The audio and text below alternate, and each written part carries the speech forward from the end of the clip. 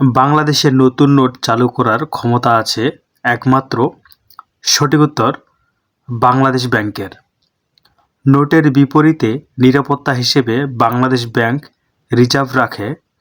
সঠিক উত্তর স্বর্ণ। টাকা কি? সঠিক উত্তর বিনিময়ের মাধ্যম।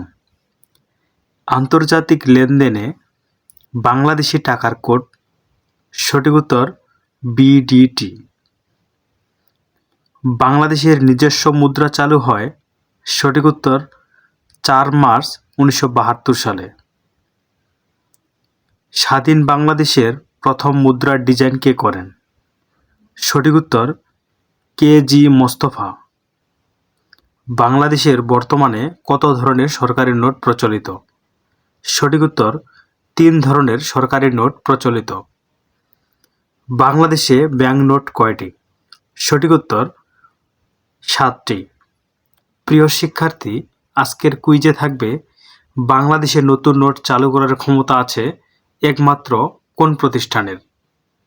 সঠিক উত্তরটি কমেন্ট করুন।